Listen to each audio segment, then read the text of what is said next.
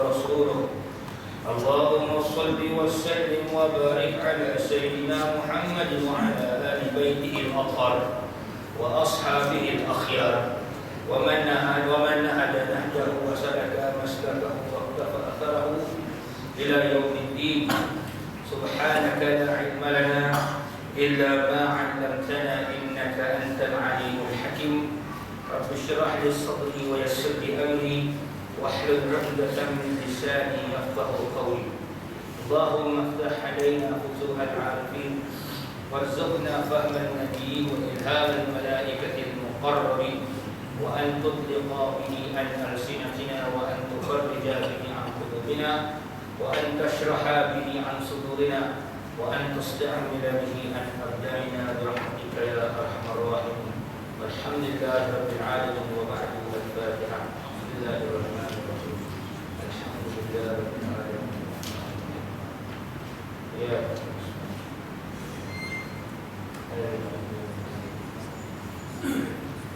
Hari ini disambung lagi surah Al-Alaq yang mana huraian pada bulan lepas tentang kata-kata Abu Zar Al-Ghifari radhiyallahu anhu.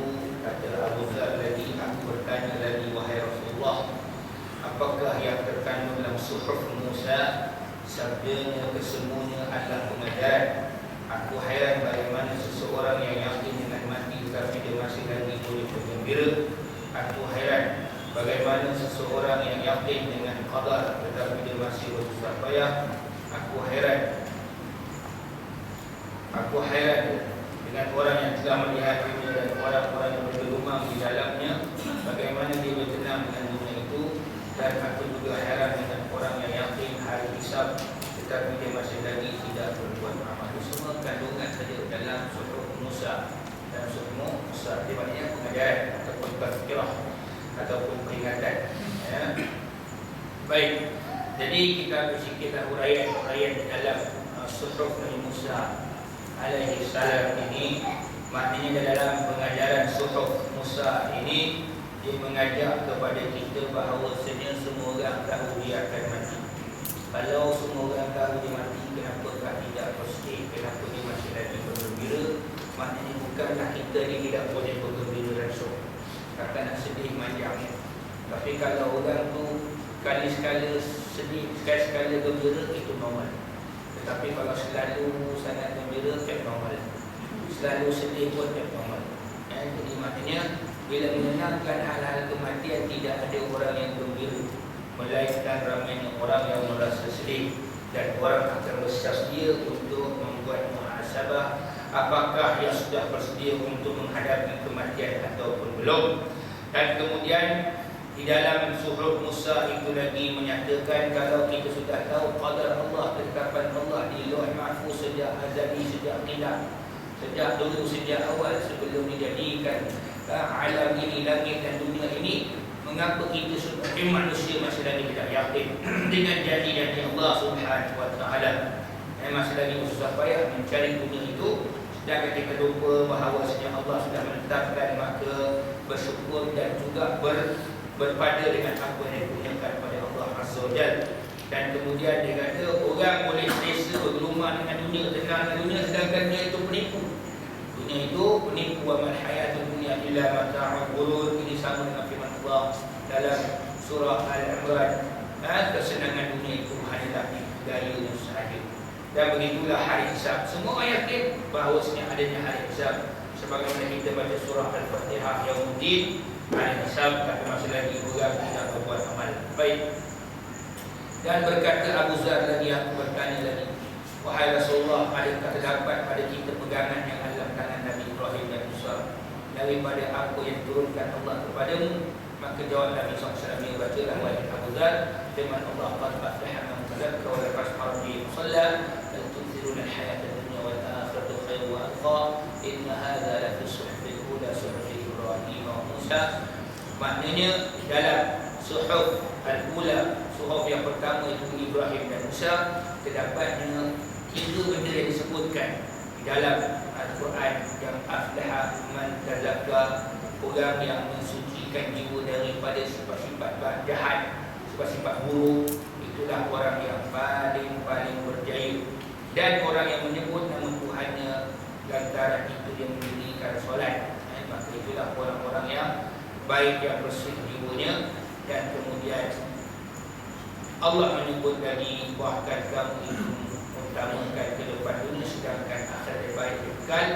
Maka itu juga terdapat dalam suhuf Nabi Ibrahim dan juga suhuf Nabi Musa.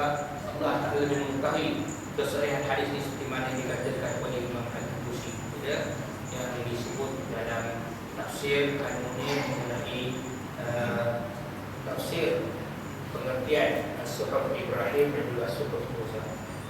Jadi kita masuk surah baru ini, kita habiskan tadi ada surah Al-Alaq, dan hari ini kita masuk surah Al-Ghashiyah. Surah Al-Ghashiyah, surah Makkiyah yang mengandungi 26 ayat.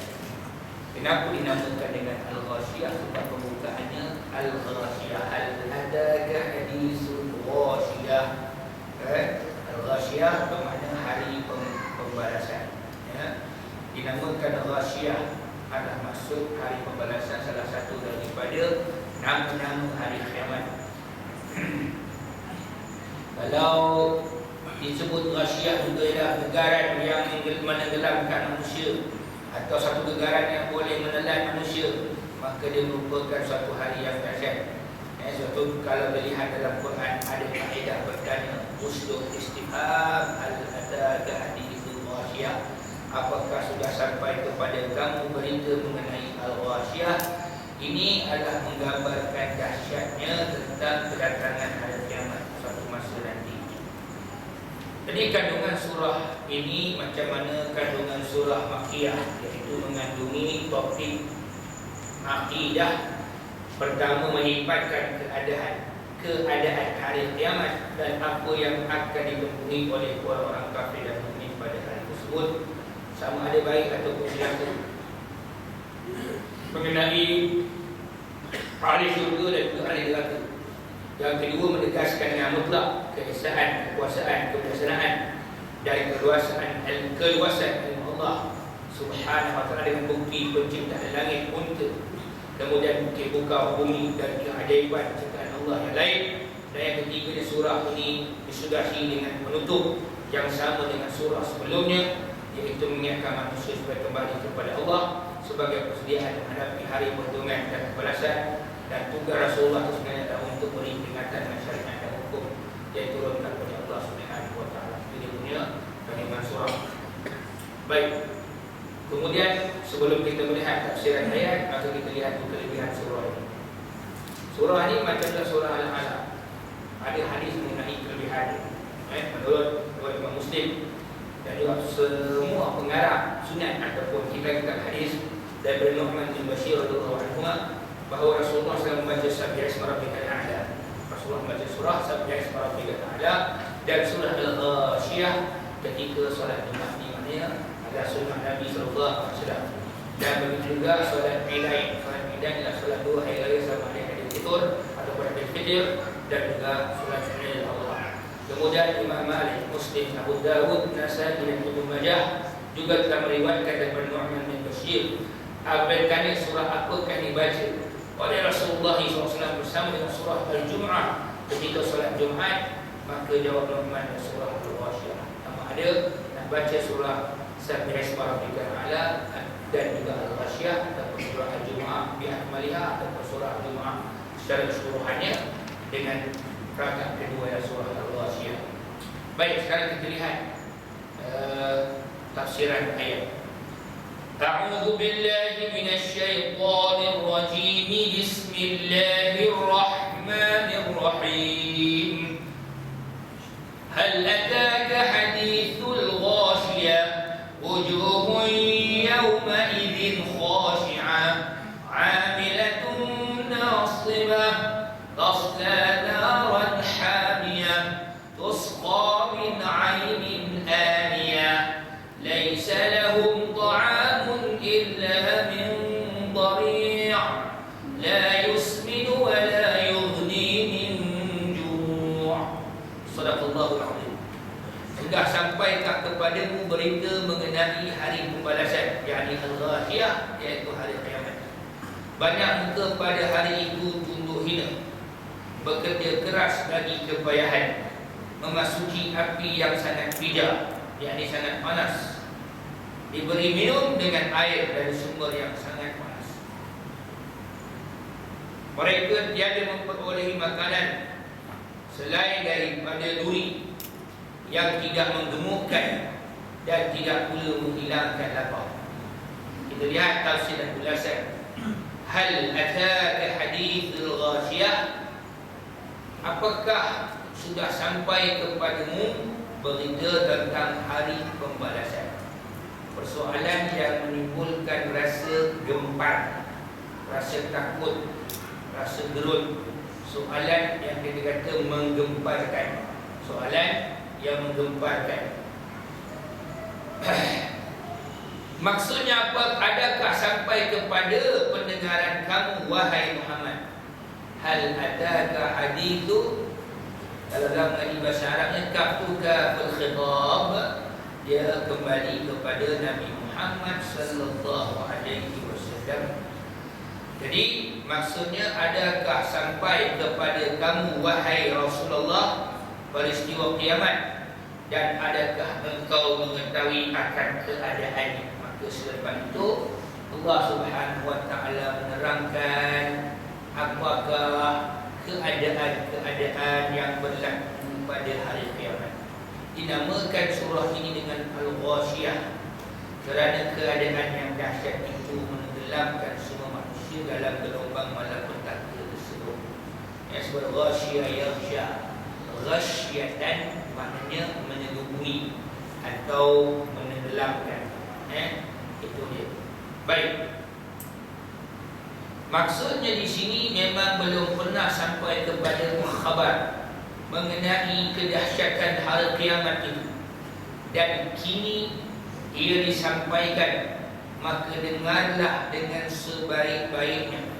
Jadi ini kaedah, uslub ataupun gaya bahasa Allah Azza wa Jalla yang menyampaikan sesuatu kepada kita dengan menyebut pertamanya sekali ayat itu ditanya kepada manusia, maka manusia pasti akan mencari-cari jawapan. Orang yang mendengarlah, maka kita pun cari apa jawapan yang Allah nak bagi depan.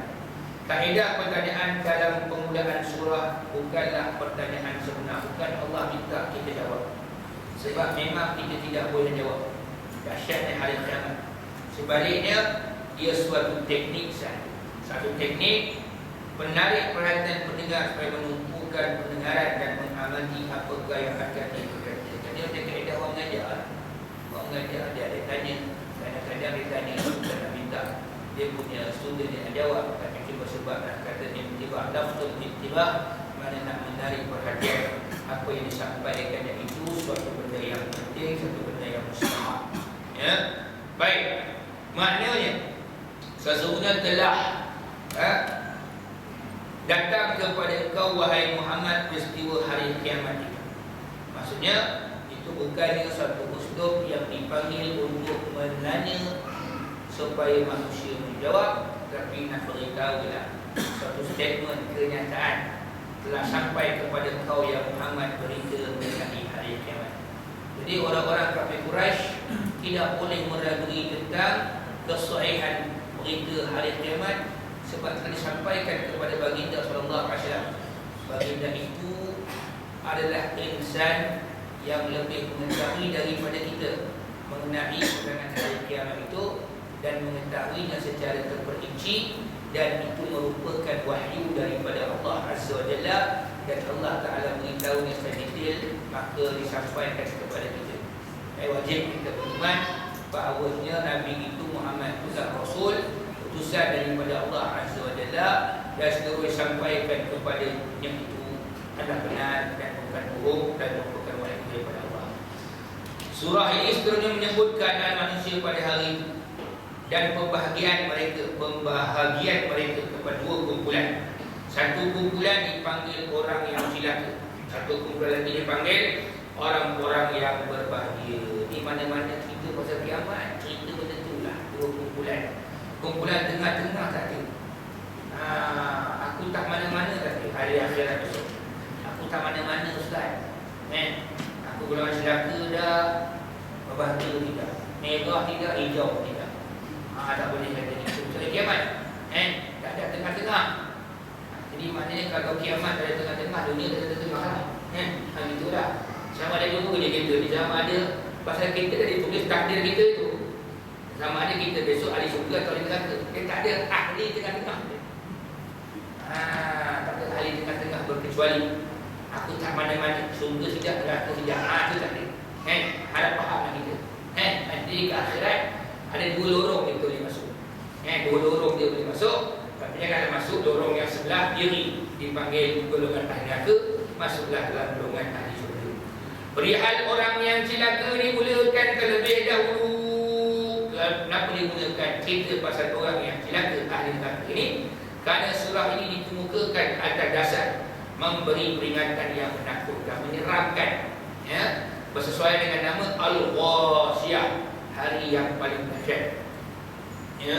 Dengan nama Al-Ghashiyah pun hari yang paling dahsyat. Janganlah kita dapat anak perempuan besok nama siapa nak Ghashiyah. Sedap nama dia dengan Quran. Ghashiyah. Ini nama dalam Quran dia memang. Ada tuan. Jadi nama yang lain. Baik.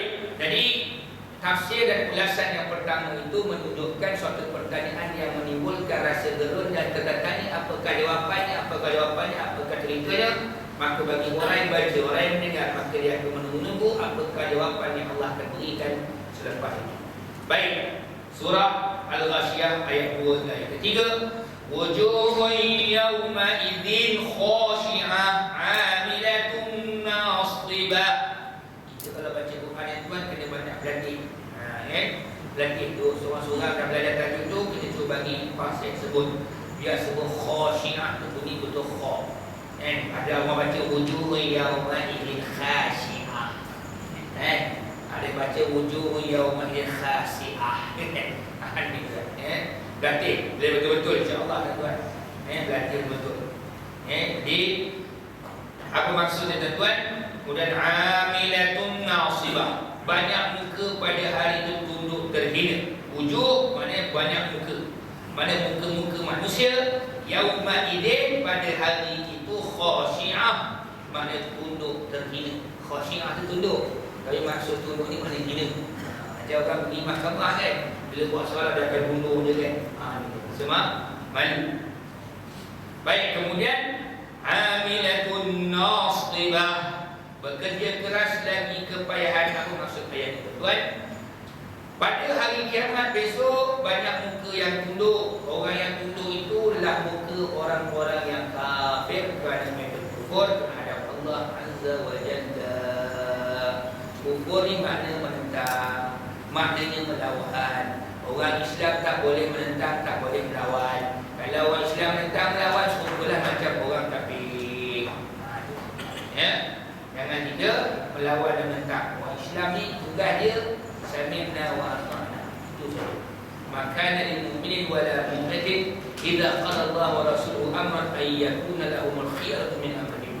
Kalau orang beriman itu bila Allah Rasul putuskan hukum, semuanya tunduk patuh, tidak ada buat pilihan-pilihan yang tak ada dah. Kalau kata hukum Islam tu bodoh lah. Jangan nak kata kita agama yang hukum yang tidak adil. Nanti orang Islam potong tangan orang Islam berat tangan, orang kafir tangan. Kau siapa?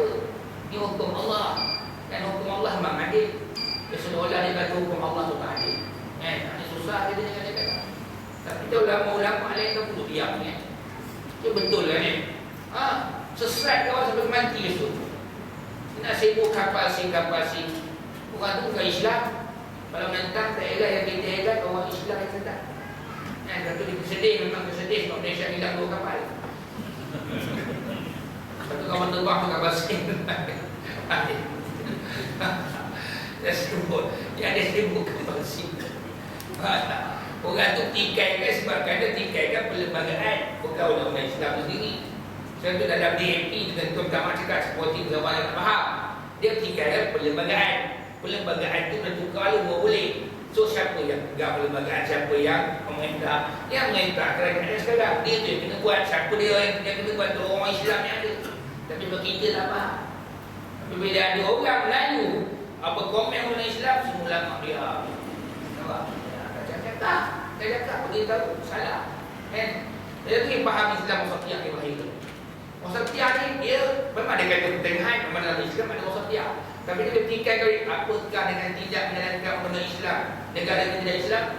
Tanya dia balik, apa yang Allah sebut dalam surah Al-Baqarah ayat 104? Ayat 104 ya ayyuhallazina amanu dukhulu fi silmi kaffah wa la tattabi'u khutuwatis syaitan innahu lakum aduwwun mubin. Berapa nombor? 208. Hai orang-orang yang beriman, masuklah kamu dalam Islam itu keseluruhannya dan janganlah kamu ikut jalan ke syaitan, kerana syaitan itu musuh kamu yang nyata. Tapi kalau kita ikut separuh dan kita mendahului, itulah wasatiyah, namanya wasatiyah syaitaniyah. Sebab Allah kata masuk Islam keseluruhannya, kan? Tapi jangan ikut jalan ke syaitan. Mana syaitan itu diikut separuh. Nampak? Ada kena ikut semua. Kita ada ibadat, kita ada muamalat, munakahat, jinayat. Empat perkara mesti Islam. Macam mana pula kita beribadat? Ikut Islam. Munakahat, ikut Islam. Muamalat, bawa separuh. Jinayat, langsung bilang. Nampak? Jadi maknanya kita masuk separuh. Siapa yang dapat separuh ni? Syaitan. Maka dinamakan wasatiyah syaitaniyah. Sedangkan wasatiyah itu dah khairiyah, adil, baik. Khairiyah tu rumah, apa dia Quran kata? Quran kata kuntum khaira ummatin ukhrijat linnas ta'muruna bil ma'ruf wa tanhauna 'anil munkar wa tu'minuna billah. Umat tu baik, tiga perkara dia buat: ajak yang baik, amar ma'ruf, cegah yang munkar. Bukan dia ajak yang baik, ajak yang munkar. Itu bukan. Itu wasatiyah syaitaniyah. Jadi buat yang baik, ajak yang baik, cegah yang munkar. Yang ketiga yang beriman kepada Allah, barulah betul-betul mencapai makna khairiyah. Itulah wasatiyah.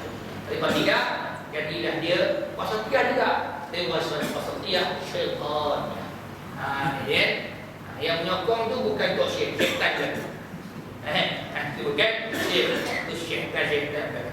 Sebab itu orang-orang yang kafir yang tidak patuh pada perintah Allah, yang lawan Allah Ta'ala ini, besok ke akhirat esok, walaupun dekat dunia tu dia munafik, masih lagi orang anggap kulit Islam, walaupun batinnya kufur, sejak dia masuk dalam barzakh ketika selepas dia mati, sampailah pada hari akhirat mereka sudah dihitung sebagai orang-orang yang kafir. Termasuk juga di mana pada hari kiamat mereka tunduk kerana azab siksaannya. Perbuatan tunduk dan hina itu disebabkan kepada wajah, kerana pada kebiasaannya kesan kedua-duanya itu terzahir di wajahnya. Maknanya kalau orang gembira, kita nampak di mukanya ceria. Kalau orang yang sedih, nampak di mukanya sedih. Maka Allah sebut muka. Kenapa tuan-tuan? Kenapa muka mereka hina? Kerana mereka rasa malu, rasa sedih. Mereka bakal masuk dalam api neraka. Sedihlah. Akhirat dia muka yang sedih. Betullah kita tuan dekat dunia dia dah muka ceria. Dia muka je muka neraka tu. Sedih. Kita dah ceria. Baik. Kemudian lagi, perumpamaan yang sama dapat dilihat dalam firman Allah Subhanahu wa taala dalam surah As-Sajdah ayat yang ke-12.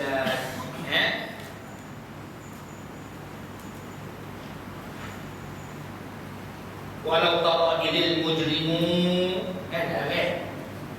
nakisu ru'usihim dan alangkah ngerinya jika sekiranya kamu melihat ketika orang dosa itu menundukkan kepala di hadapan Tuhan.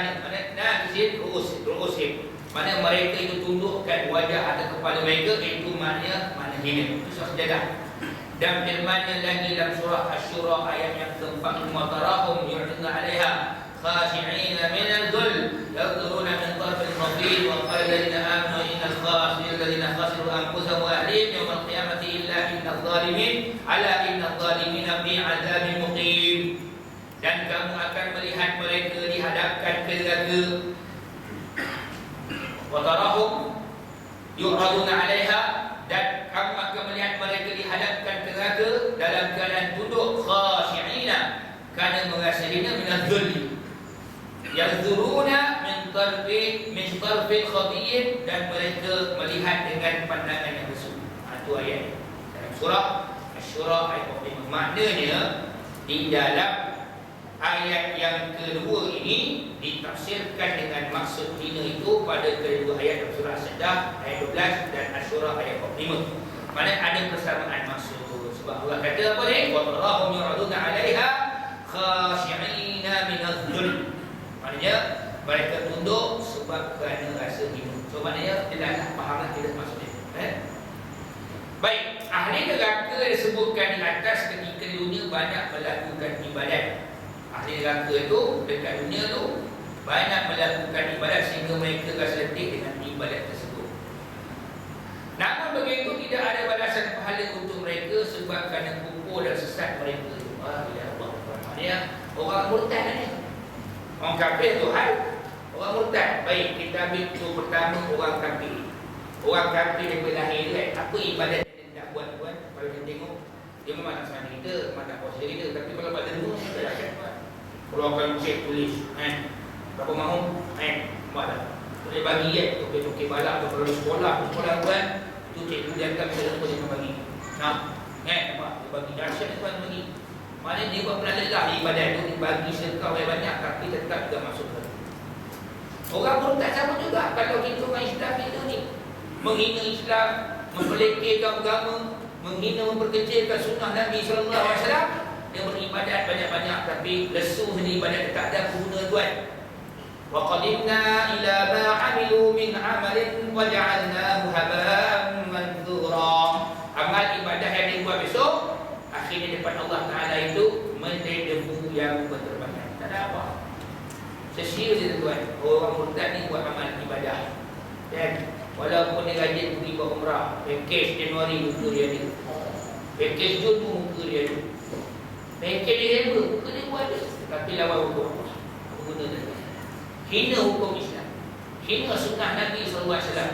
Maka apa guna dia tuan? Kalau lambat buat masjid, dia buat dia tuan. Apa tak? Kalau boleh nak dimukilkan nama dia, setiap batu itu nama dia sendiri. Ini masjid yang aku punya, aku yang buat. Nampak tak? Ya. Kalau ada tosyen hantar tuan, tak kisah daripada mana pun dia tolongkan dia kan. Tapi ke akhirat besok tak ada apa. Sebab apa? Dia menghina agama Allah SWT. Syaitan ni tuan, kalau kita baca kitab Talbis Iblis, Ibn Qayyim Al-Jauziyah.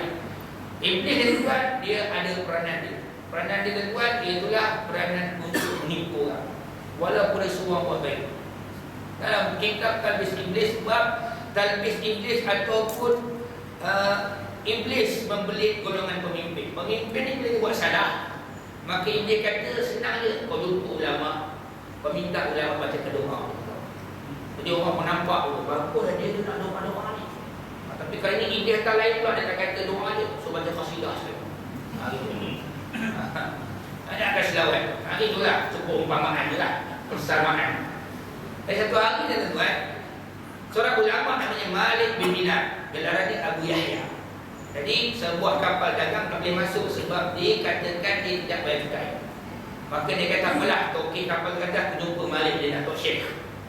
Tok Syekh, tolong settlekan hal kami ni, kapal kami ni katakan tak bayar cukai. Kami nak masuk nak berdagang ni tapi tak boleh, kita hadir custom. Baik, pergi bagi Tok Syekh ni, Abu Yahya ataupun Malik bin Dinar. Malik dah sampai-sampai dia tuan, maka tukang putih cukai tu dia pun kata ahlan wa sahlan wa marhaban bikum ya Syekh, ya Abu Yahya. Ada masalah, selamat datang wahai Syekh Abu Yahya. Tolong doa-doakan kami. Depan itu ada kantong duit tu, duit cukai. Kata Malik bin Dinar apa kata? Kau minta lah kantong tu doa apa kau? Kau minta duit tu doa apa kau? Jadi kalau lah seorang ulama tadi tu tuan masuk pasal 2 bulan, ni ulama yang tidak beradab, tidak bersopan, tu lah mufti polis keluarkan kenyataan. Itu turun sikit kedah. Dan nak habis satu dunia kalau boleh bukti komplain kan. Apa kata Malik bin Dinar? Kalau 1000 orang mendoakan laknat untuk kau, kata aku seorang doa rahmat. Kalau 1000 orang mendoakan laknat untuk kau sebab kau pemerintah yang zalim, bekerja dengan pemerintah yang zalim, kau minta aku doakan rahmat untuk kamu, sedangkan aku seorang yang doa, tapi 1000 yang melaknat kau. Apa guna? Nampak? Ini Iblis yang kerja. Iblis yang kerja tu dia. Maka sebab itu kita jangan cari laknat Allah Subhanahu.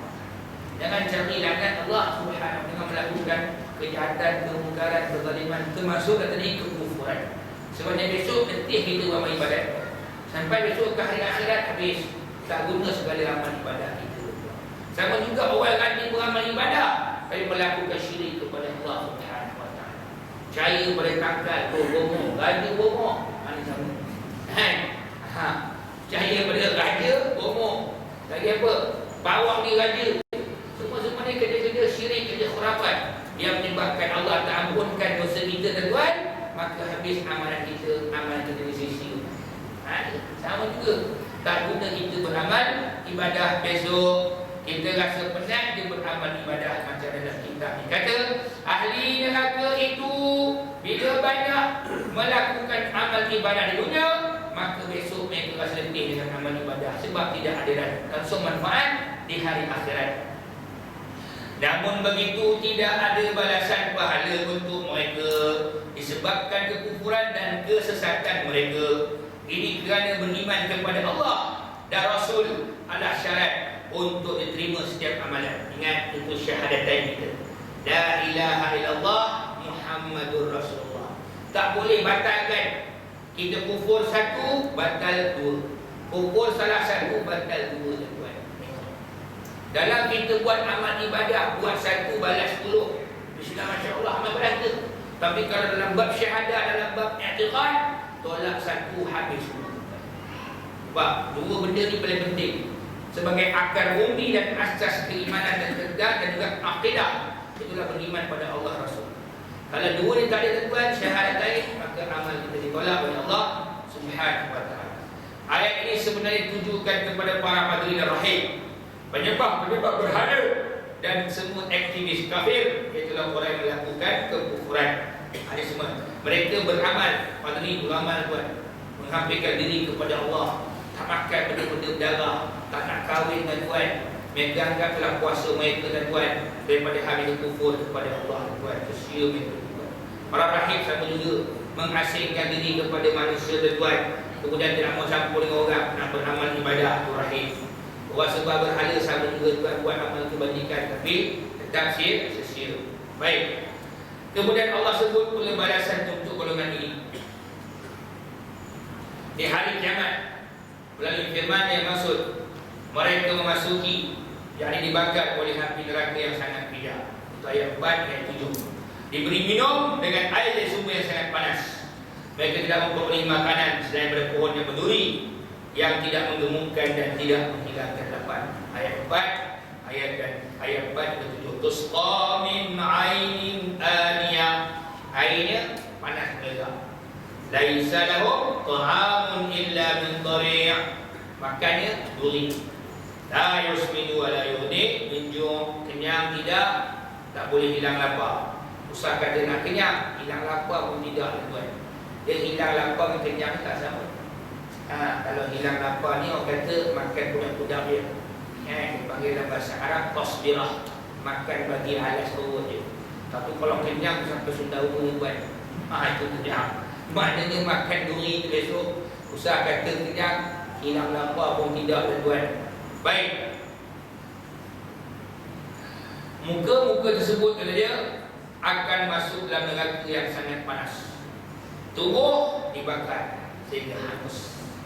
Perasaan mereka rasa tersiksa sebab amalan sia-sia, tak ada dikira oleh Allah nak selamatkan mereka masuk dalam syurga.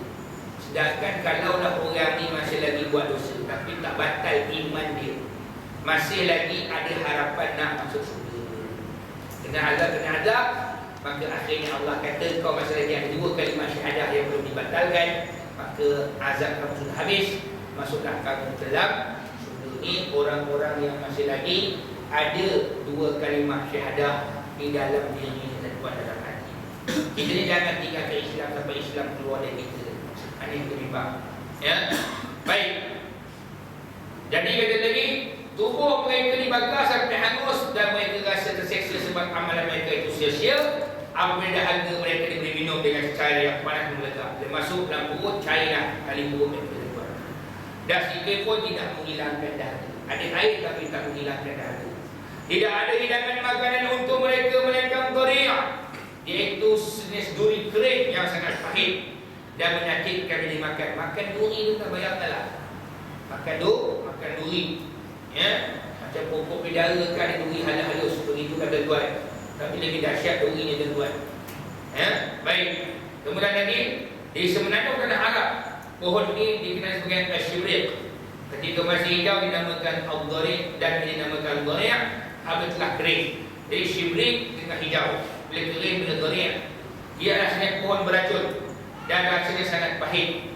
Pohon tidak memberi sebarang manfaat kerana tidak mengenyangkan dan tidak menghilangkan lapar. Ini tasbih untuk benda yang zahir. Allah beri perumpamaan benda yang zahir yang nampak dekat dunia. Dia boleh sebut je kat orang Arab dhari', mereka tahu dah. Oh, dhari' ni rupa sekasian. Maka mereka hampir memahami, mengetahuinya sebab ada di tanah air mereka. Maka bila mereka melihat pohon itu memberi dan rasanya pahit, dia sendiri pun tidak sanggup memakan di dunia, bayangkan untuk makan di hari akhirat. Allah Akbar. Ya. Waliyahzubillah, minta lindung kepada Allah dari masuk ke dalam api neraka dan Tuhan. Dekat dunia kita makan sedap tuan. Makan sayur kangkung tuan. Sayur kangkung sedap tuan. Makan apa nasi tuan. Ya. Makan lauk yang lazat dari masuk neraka, makan bumi yang baik, air panas lega tuan, bayangkan. Semua itu tak hilangkan lapar dan tak menghilangkan dahaga. Minta lindung kepada Allah. Dekat dunia kalau makan yang sangat tuan. Kita kalau buffet tu penuh isi, betul makan sikit tuan. Tambah kalau ke hotel. Kenapa tak dihabiskan standard itu Ustaz? Kalau habis 12 kan? Terlupa besok 2 kelas tak kira. Besok 2 kelas dua besok tak. Teruk sangat kita besok tu buat. Kamu sudah kembali. Ayat di atas mendahulukan sebutan minum daripada makan. Kenapa tuan? Kerana keperluan minum bagi ahli rasa penting sebab neraka itu panas. Bila panas orang nak minum tuan. Orang panas tak cari makan, orang panas cari minum, cari air untuk hilangkan dahaga dan kerana panasnya api neraka. Ya, kita dikatakan panas. Selain daripada makan yang disebutkan di atas, terdapat juga jenis makanan yang lain untuk ahli neraka dipanggil al-ghislin dalam surah yang lain. Ghislin, bukan ghislin. Ghislin. Dan kemudian zakum sama juga. Ini semua dalam ayat-ayat yang lain. Surah Al-Haqqah ayat 36. Dan tiada pula makanan bagi mereka kecuali darah dan juga nanah. Dan kemudian dalam surah Al-Dukhan ayat 43-44, ya, dia kata apa? Inna syirar zakum ta'amul asyim. Ta'amul asyim. Sesungguhnya pohon zakum itu makanan orang yang banyak dosa. Itu dia. Wala inna syirar zakum ta'amul asyim. Sesungguhnya pokok zakum, pokok duri adalah makanan untuk orang-orang berdosa. Dalam dua ayat ini menyebut itu persamaan dengan ayat ini daripada sudut maksud makanan yang tidak memberikan seseorang yang makan itu rasa kenyang, apatah lagi untuk menghilangkan rasa lapar. Darah dan nanah makanan yang kotor. Orang tak makan darah anak hadis, tapi itulah makanan mereka besok dalam hidup. Orang tak makan boleh menyakitkan tuan. Itulah duri dan mereka makan dan duri. Ya. Al-Hafidh Abu Bakar Al-Barqani menceritakan daripada Abi Imran Al-Jumi. Dia kata apa? Satu hari Sayyidina Umar Al-Khattab berjalan di depan di rumah seorang rahib. Rahib ni pada Kristian lah. Dia panggil, wahai rahib, keluarlah kau. Maka rahib keluar. Umar genuh muka dia tuan. Tiba-tiba Umar nangis. Kemudian Umar ditanya, wahai Amirul Mukminin, mengapakah tuan menangis? Maka Sayyidina Umar menjawab, aku teringat firman Allah. Maksudnya penduduk neraka akan dikerah bekerja keras dengan usaha payah. Mereka dibakar oleh api yang sangat panas. Baiklah, sebab itulah aku menangis. Makanya maksud yang dibacakan ayat itu menunjukkan kepada mereka itu jadi antaranya mereka itu beriman. Kononnya pada hati mereka sanggup mereka beriman, menghampirkan diri kepada Allah, mengerjakan amal-amal soleh sedangkan Allah tolak amalan. Walaupun tuan, jaga-jagalah. Ya, kita mengingatkan kita dibuat amal soleh, tapi kita banyak buat kerja-kerjaan yang bid'ah, khurafat, syirik.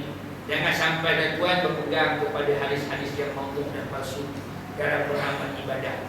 Takut pernah telah kita beribadah tapi melakukan pendustaan kepada Nabi sallallahu alaihi wasallam. Ada dalam internet, dalam WhatsApp, orang hantar cerita pada kelebihan puasa Rajab macam-macam kan, padahal hadis itu hadis palsu. Tak payah kita detail untuk tahu tuan, puasa Rajab adalah puasa bulan haram. Puasa bulan haram itu puasa sunnah. sama juga. Tapi nak cerita kelebihan dia sampai berlebih-lebihan, itu bukanlah buat daripada ajaran yang dikendaki oleh Islam. Sebab pembohongan dari Rasul ini kalau berat dan besar dosa dengan membohong atau mendustakan orang lain, maka hati-hatilah itu. Sama juga kita yang bernama ahli tasawuf, orang yang bertarikat, yang kononnya menghampirkan diri kepada Allah, jangan sampai pegang kepada paham khurafat dan tahyul. Kononnya kalau wali melintas di kuburan, orang-orang terseksa 40 hari, kubur itu diberhenti terseksa tuan. Sebab wali yang melintas. Nabi sendiri pun ada sahih melintas tuan, tetap dia orang terseksa. Nabi, sebab mereka beranggapan wali lebih mulia daripada Nabi. Siapa yang beranggapan wali lebih mulia daripada Nabi, kafir orang itu tuan. Walaupun banyak sudut, banyak semayang, banyak selawat, banyak berqasidah tuan. Na'udzubillah. Sebab ni faham sesat. Sebabnya Nabi ni mulia daripada manusia biasa tuan. Dia kata wali belajar terus dari Allah, sedangkan Nabi belajar perantaraan Jibril. Wassalam akidah. Ada yang sampai angkat kelambu kubur wali, diangkat beramai-ramai selawat tuan. Apa kena kubur apa ni, kelambu kubur wali dengan selawat dan Nabi tuan. Ini kerja-kerja khurafat. Jangan sama macam rahib dan padri Kristian. Mana lagi contoh-contoh lain, ini cukup peringatan, bukan bentangan. Jadi orang Malaysia buat adalah ustaz tu mentang-mentang orang. Buat piramid kata bukan marah, nasihat. Ini buat akidah, i'tiqad. Jangan sampai buat benda-benda khurafat, benda-benda syirik, benda-benda kufur dan bid'ah. Lepas tu Nabi bagi tahdir. Apa tahdir? Tahdir kan itu peringatan. Amaran kullu bid'atin dalalah. Nabi kata setiap bid'ah itu sesat. Bukanlah setiap bid'ah sesat, tapi Nabi sebut setiap nak bagi orang berhul. Hati-hati maknanya. Itu namanya tahdir. Hati-hati. Kebanyakan yang tidak mengikut sunat itu sesat, kebanyakan bukan semua. Tapi Nabi bagi tahu kul, sebab harus kita hati-hati. Sebab dia banyak lagi sunat Nabi yang ditinggal, dia dakwa lebih baik daripada mengamalkan yang bukan sunat Nabi dan lebih afdal. Ini kena hati-hati tuan, sebab takut buat amal banyak-banyak besok amal ditolak oleh Allah, sia-sia dan tuan. Cukuplah untuk malam ini saja. InsyaAllah kita bertemu lagi pada kuliah kita yang akan datang. Wallahu a'lam bis-shawab. Di sini ada pengumuman tuan, sesiapa yang ingin menghantar anak-anak mereka belajar di Darul Quran Malaysia Yaman, sekolah yang diusahakan oleh orang tua saya tuan, di Sana'a 20 minit sahaja daripada airport Sana'a. Saya tinggalkan di atas meja kini tuan-tuan dan boleh. Dulu saya cakap tuan, pembetul tarak. Saya cakap saya pembetul tarak. Ini pembetul. Saya minta jasa baik orang suruh boleh kapal. Dua di kapal depan belakang, tempat muslimin dan muslimat. Jadi orang nak baca boleh ambillah maklumat kat sini. Dan kalau telefon nama saya tu tiba-tiba tak bagai, maka telefonlah pejabat. Pada waktu pejabat. Lagi banyak soalan yang tanya tuan. Sebabnya mereka pakai telefon tak juga. Saya dari buka ni tak maklum tuan kadang-kadang tengah mengajar awak telefon. Kadang orang kata ustaz tak angkat, kadang pakai telefon tengah mengajar tuan. Tengah mengajar tu soal sikit nak angkat tuan. Itu tu, saya tinggalkan siapa nak ni mana ambil lah. Kalau tak ada anak mungkin ada dara tuan. Kalau ada dara mungkin ada tinggi. Kalau juga ada tinggi tu mungkin cucu tak boleh lah. Ambil lah tuan. Saya syarat semua cerita dalam ada tuan. Mereka yang ingin hantar anak-anak untuk belajar sana tuan, seorang hafiz dapat diploma sambung di Yaman bolehlah ambil untuk maklumat lanjut. Dan kedua tuan, biasa tuan sekolah kami amat memerlukan dana dan bantuan daripada orang ramai, bertabaruk dan sedekah untuk pembangunan sekolah dan tuan, membayar gaji-gaji kaki tangan dan juga tuan untuk membayar sewa sekolah. Maka saya sebut tuan 88,000 setiap hari 6 bulan yang dibayar tuan. Maka bantuan yang kami salurkan kepada kami ada sebaik pihak surau tetap jaga kepada tuan insya-Allah. Siapa nak keluarkan zakat bolehlah keluarkan zakat dengan asnaf fi sabilillah. Mudah-mudahan tuan apa yang tuan sumbangkan itu kami dah menggunakan dengan ucapan jazakumullah khairan jazak, dan kita doa mudah-mudahan panjang umur rezeki dan tanggung balik satu dengan pemahaman istighfar. Bismillahirrahmanirrahim. Alhamdulillahirabbil alamin. Wassalatu wassalamu ala asyrafil anbiya wal mursalin wa ala alihi wa sahbihi ajma'in. Allahumma arina al-haqqa haqqan warzuqna ittiba'ah wa arina al-batila batilan warzuqna ijtinabah. اللهم اجعل جمعنا هذا جمعا مرحوما وتفرقنا من بعده تفرقا معصوما ولا تجعل فينا وما يتبعنا شقيا ولا محروما ولا مطرودا ربنا آتنا في الدنيا حسنة وفي الآخرة حسنة وقنا عذاب النار وصلى الله على سيدنا محمد وعلى آله وصحبه وبارك وسلم سبحان ربك رب العزة عما يصفون والسلام على المرسلين والحمد لله رب العالمين سبحانك اللهم وبحمدك أشهد أن لا إله إلا أنت أستغفرك وأتوب إليك وبالله التوفيق والهداية والسلام عليكم ورحمة الله وبركاته.